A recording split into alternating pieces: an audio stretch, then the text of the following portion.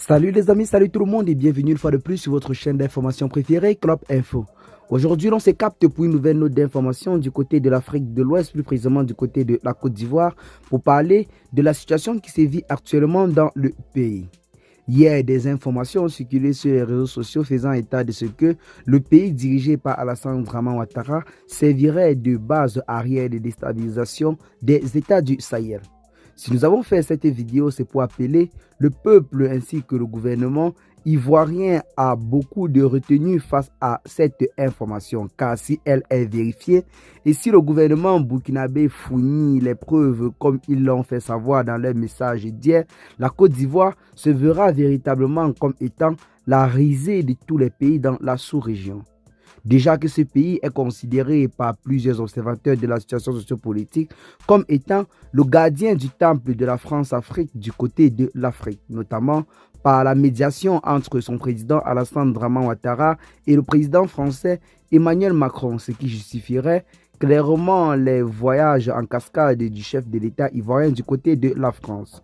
Depuis quelque temps, du côté de l'Afrique de l'Ouest, notamment depuis le retrait de l'AES du sein de la CEDEAO, ceux-ci se sont fait plusieurs ennemis sur la scène internationale. Et parmi ces ennemis, l'on voit en premier lieu et place la France qui a perdu plusieurs de ses occupations dans cette localité de l'Afrique. Une partie de l'Afrique véritablement riche en ressources naturelles. La France, après avoir perdu plusieurs marchés au profit des autres puissances étrangères, semble s'être lancée dans une entreprise de vengeance contre les États de l'AES.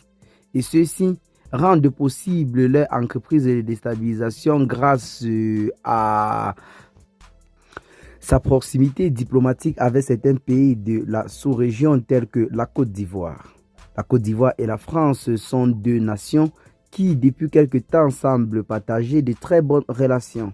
Mais pour un pays servi de base arrière de déstabilisation d'un autre pays, cela va véritablement à l'encontre de la Charte des Nations Unies en ce qui concerne la souveraineté d'un État. Comment la Côte d'Ivoire, en tant que pays frère du Burkina Faso, peut servir de base arrière de déstabilisation de ce même pays. Pour ceux qui ne le savent pas, la Côte d'Ivoire et le Burkina Faso partagent un passé très historique et très commun. Et la vague de migration entre les deux pays fait en sorte que du côté du Burkina Faso, l'on a plusieurs ressortissants ivoiriens, ainsi que du côté de la Côte d'Ivoire, l'on a plusieurs ressortissants burkinabés. Pourquoi des pays tels que la Côte d'Ivoire et le Burkina Faso peuvent-ils être en conflit au point où l'un sert de base arrière de déstabilisation d'un autre? Tout ça pour des simples intérêts politiques et la soif du pouvoir. Mais qu'en est-il des populations innocentes qui payent le prix fort dans toute cette mascarade? Eh bien les amis, c'est là en quelque sorte la situation qui se vit clairement entre ces deux pays depuis quelque temps. D'abord affirmée par le président de la République du Burkina Faso, le capitaine Ibrahim Traoré, notamment lorsqu'il s'exprimait devant les forces vives de la nation où il a clairement présenté la Côte d'Ivoire comme étant cet état-là qui sert de base arrière de déstabilisation des États du Sahel.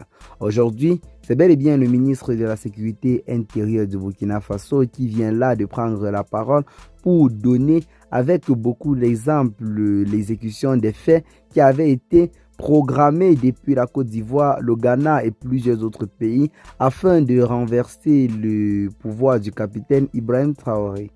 Eh bien les amis, dans cette vidéo, je vais juste laisser la voix à plusieurs internautes. Dites-nous en commentaire. Pensez-vous que le capitaine Ibrahim Traoré serait en train de mal faire? Pensez-vous que son programme de gouvernement actuel serait entaché d'irrégularités? Donc, dis-nous en commentaire, car nous ne comprenons pas pourquoi certains États qui se disent panafricains se seraient lancés dans une entreprise de déstabilisation de ce pays frère et ce pays membre de l'AES qui, depuis quelque temps, ne cesse de faire triompher la souveraineté ainsi que le panafricanisme du côté de l'Afrique. un geste qui a été beaucoup salué par plusieurs personnes, mais jalousé par tant d'autres.